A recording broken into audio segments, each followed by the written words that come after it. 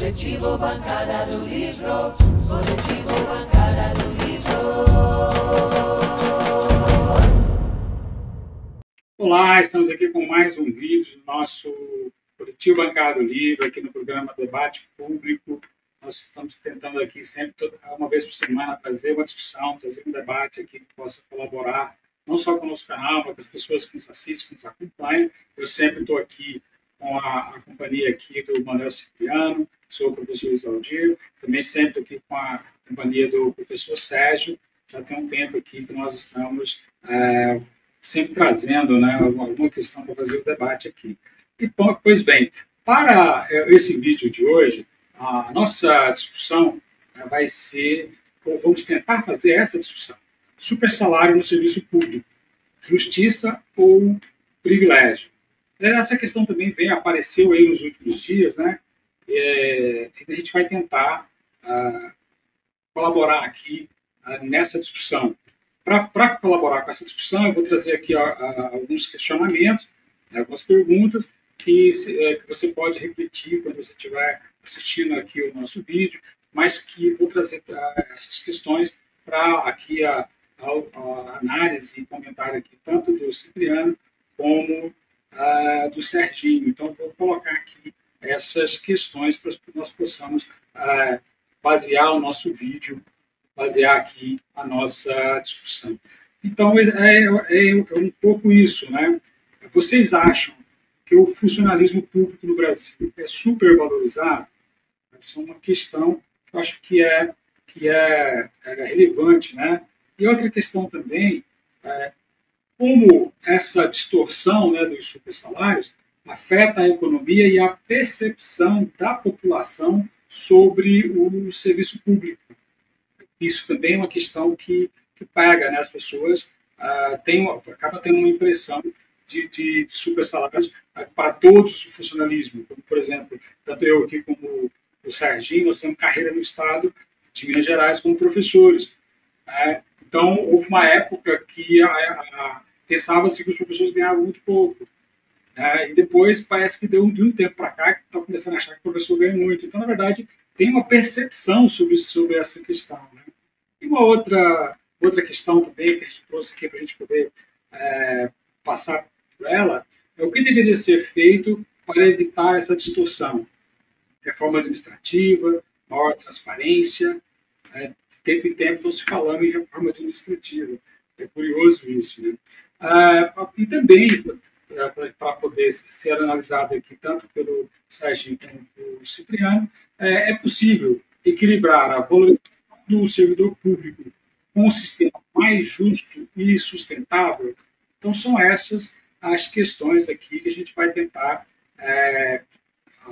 analisar aqui o nosso debate, centrar aqui o nosso vídeo. E, como sempre aqui, a gente começa com a observação aqui do Cipriano. E o Cipriano, você já pode se apresentar também e já fazer o seu comentário sobre essas questões aí. Olá, amigas e amigos do Coletivo Bancada do Livro, Sérgio, Isaldir. Mais uma vez agradecer a oportunidade para a gente estar aqui e dialogar sobre as coisas do cotidiano.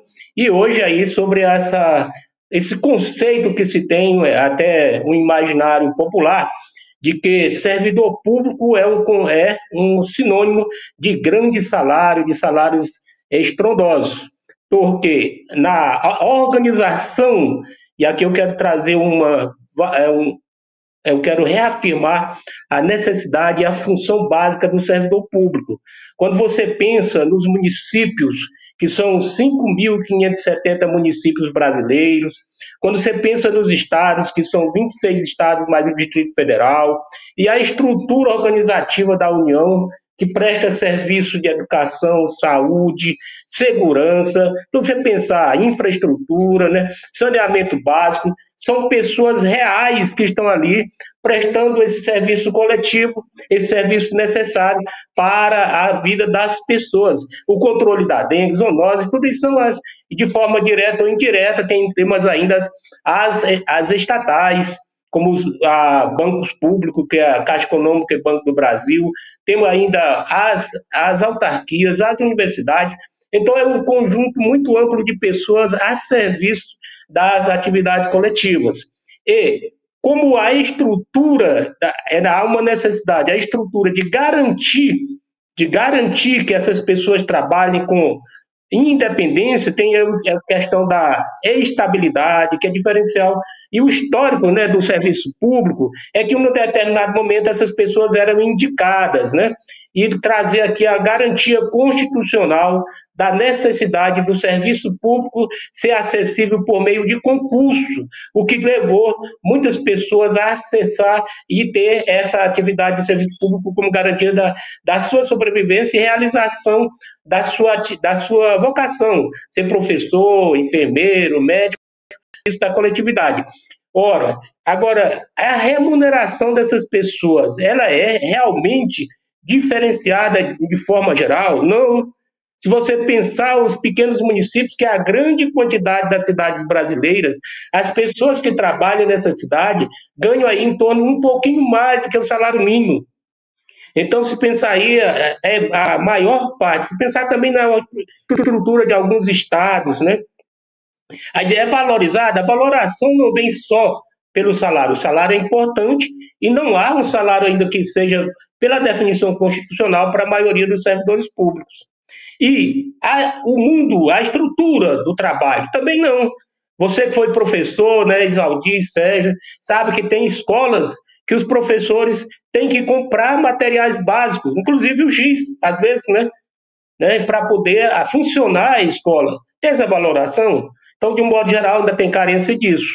Agora, vamos lá à análise dos grandes salários, porque, de fato, na estrutura do poder público, né, seja o legislativo, judiciário ou a administração pública do executivo, municipal, estadual e federal, tem alguns salários que são considerados muito além da média do mercado.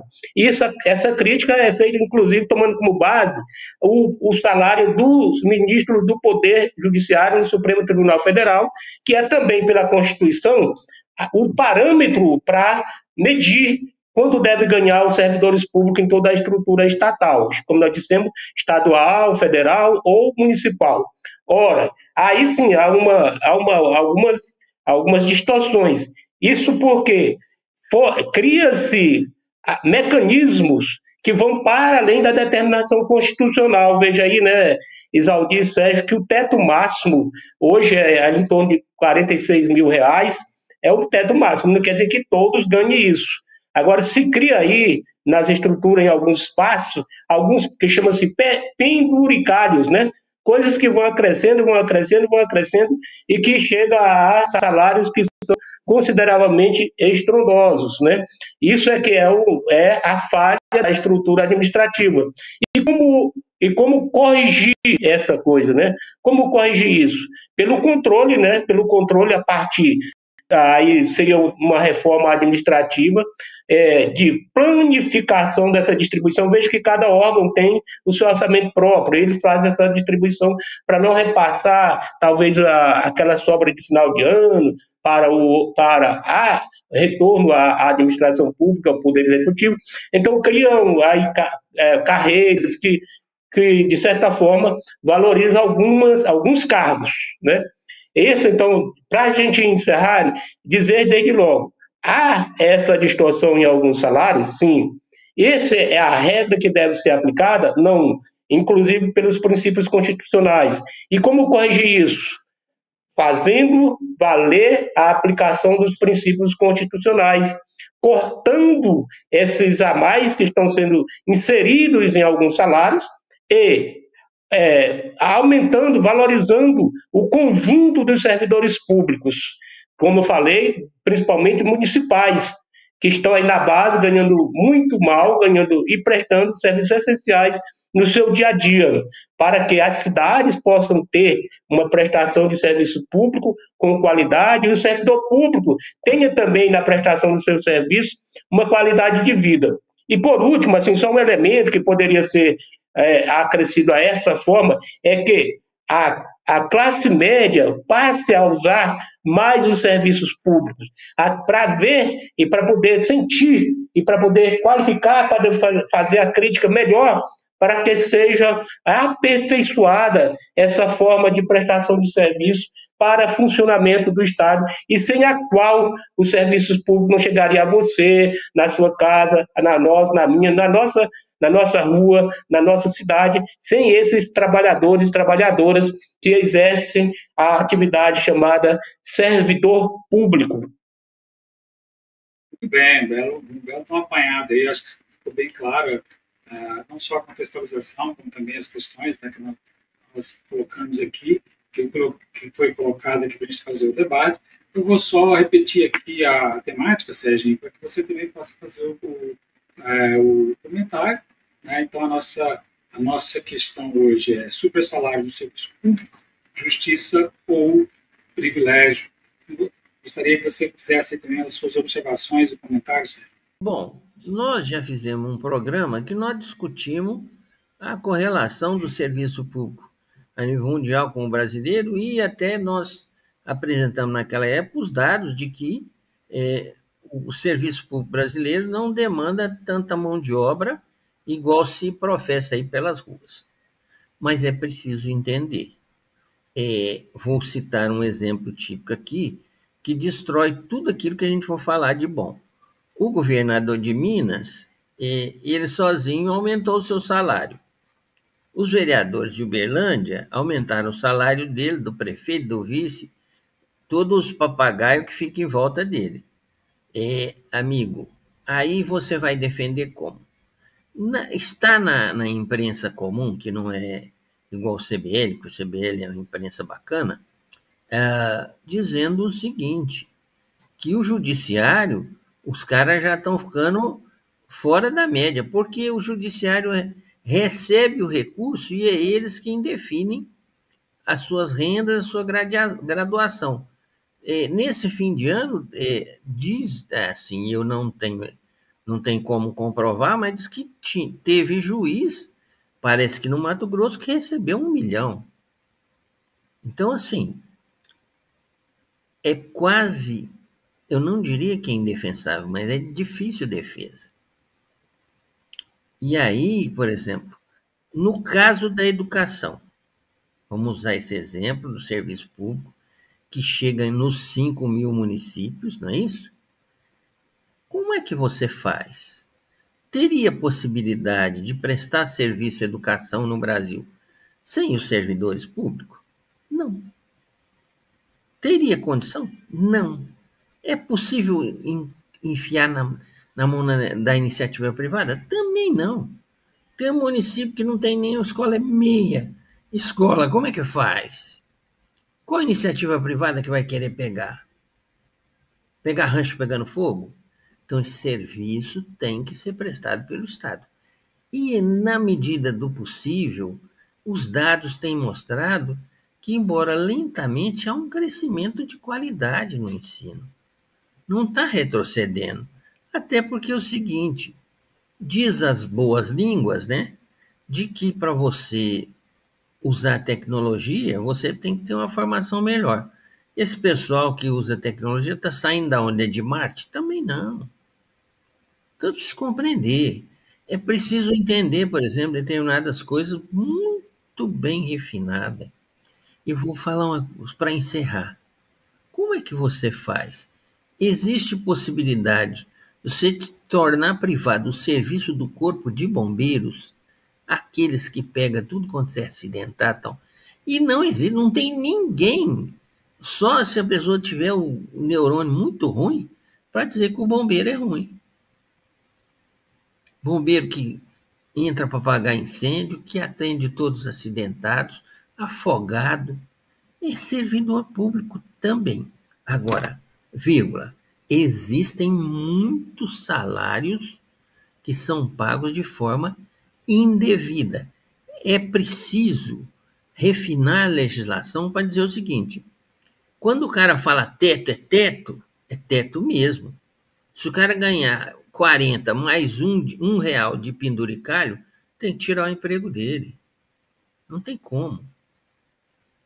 Muito bem, eu acho que você colocou questões aí que o Cipriano abordou, eu acho que isso colaborou bastante aí com a nossa discussão. Eu gostaria de colocar também umas questões um pouco na linha que já foi colocado, mas só para exemplificar mesmo, né?